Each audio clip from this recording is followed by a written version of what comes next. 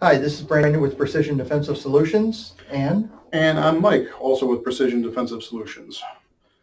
And we're here to talk a little bit about a Facebook post that we recently saw that kind of ruffled feathers here a little bit. mhm.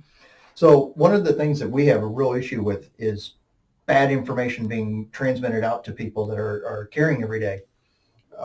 It's a real sore spot for me, and I really have a problem with that. And And this particular post deals with kind of a blanket statement. And it says that there is essentially no justification for lethal force against a woman.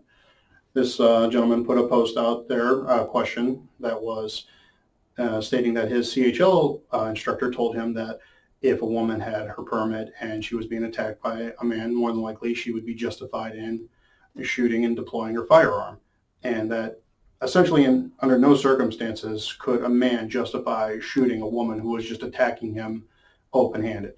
Now, we're kicking about 8 billion people in the ass right now as far as our population goes. So to write off that many people and say that just because of their gender, there is absolutely no way that they could kill you or you would be justified in using lethal force is kind of a foolish assumption.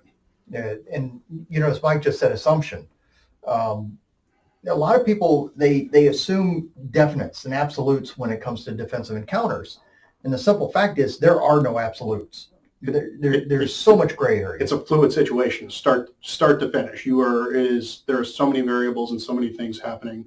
Now, I have a background in martial arts, and Brandon does as well. So, I mean, I would absolutely advocate to get yourself some sort of empty hands training to handle at least a one-on-one, no weapons altercation to get yourself through that.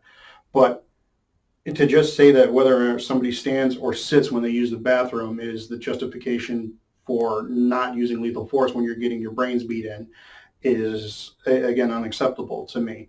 Not all men are these big stoic, warriors, and not all women are these, timid, frail slips of things. There's some small men and there's some big ladies out there. And we just got done watching a video where a man got sucker punched, fell to the ground, hit the back of his head on concrete, and after a 3-day struggle in the ICU, died. Yeah. Everybody has a puncher's chance at the very least. And while it is going to be a hard sell to the jury and the judge on why you had to use lethal force against, just about anyone, you have to be able to respond based upon the escalation or the de-escalation of the circumstances, intent, opportunity, and means. Those are what you have to consider in a lethal situation. Absolutely. And those are three elements that a lot of people overlook. Now, we are not, like Mike said, getting additional training over and above the use of your gun is huge. Deeper training with your gun is huge, but I'm an advocate for having a non-lethal force multiplier. I mean, what are your thoughts, Mike? I mean, learn to use these. They're always with you. In addition to extra tools that you could have, get some sort of, training with these and learn to use your voice, learn to de-escalate, and hopefully you don't have to go to any of the things that are in your pockets or use your fists. Absolutely. And I mean, and going back to that, I mean, there are a lot of women out there that don't do the catfighting thing where they're pulling hair and just slapping. They're fighting with closed fists. And all you need is knocked down, and then they start stomping on your head, and blunt force trauma will kill you faster than a bullet. Yep. Hammers are more dangerous than guns. Of course, we're not advocating violence against women or violence against men in any, faculty, but what we're just trying to say is to just look at someone and say, that's a woman, there's no possible way they can kill me. That should just sound wrong to you. Yep.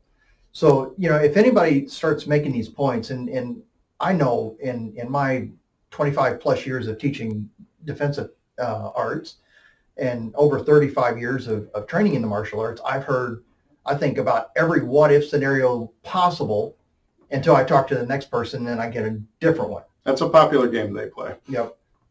We can spend a lifetime talking what ifs, but the fact of the matter is no fight is exactly the same. Any human can kill you.